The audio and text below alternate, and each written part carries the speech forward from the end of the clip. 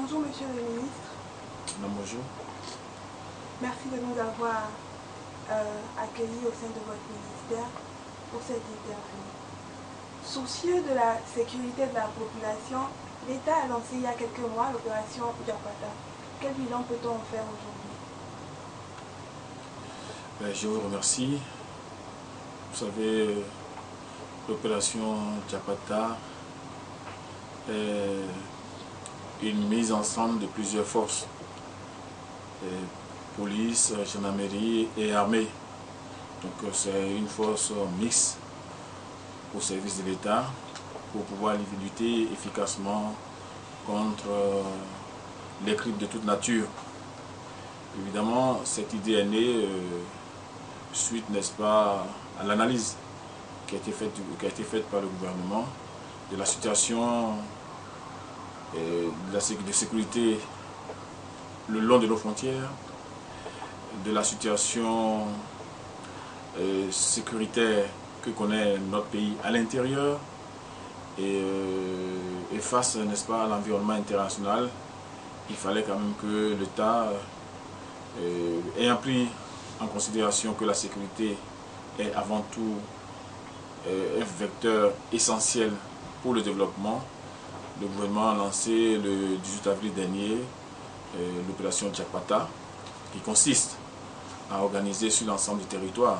D'abord, on a commencé par Cotonou, Porto-Novo,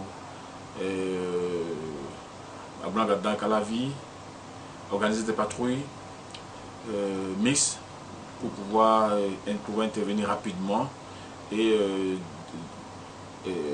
mettre hors d'état de nuit les délinquants de grands chemins, les bandits de toute nature. À l'issue donc d'une première phase, cette opération s'est étendue aujourd'hui à d'autres pays, à d'autres localités de notre pays. Donc ce n'est plus une opération uniquement limitée à Cotonou, mais elle va bien au-delà, puisque nous avons ces opérations-là qui sont jusqu'à Djougou, nous en avons à Parakou, à Dassa, à Porto-Novo, à Ouida, à Lada, un peu partout. Nous avons déjà ces patrouilles-là qui sont opérationnelles. Et nous avons l'ambition de couvrir toutes les localités de notre pays, toutes les frontières.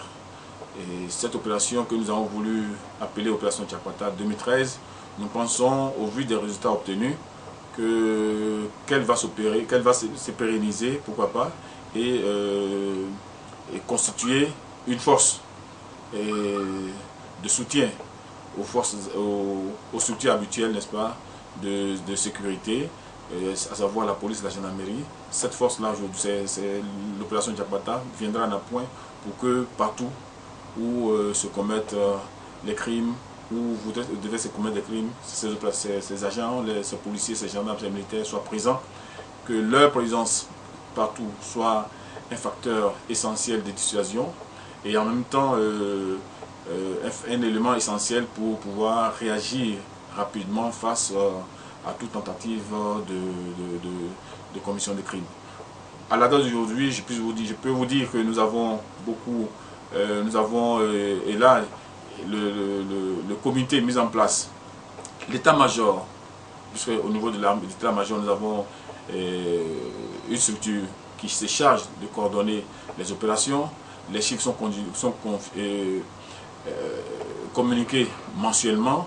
Je pense que nous avons quand même réussi à déloger plusieurs bandits, plusieurs trafiquants de drogue, et des gens de toute nature, des bandits de tout acabit.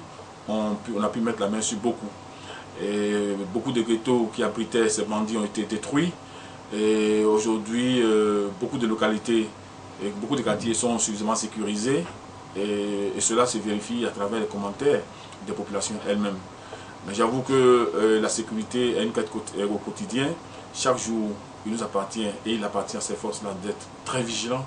Et nous pensons que nous sommes dans cette lancée-là pour que dans notre pays, la sécurité non seulement soit l'affaire de tous, mais qu'on puisse la garantir à toute la population pour qu'elle puisse aller et venir en toute quiétude. Parce que sans développement et sans la sécurité, il n'y a pas la paix. S'il n'y a pas la paix, il n'y a pas de développement.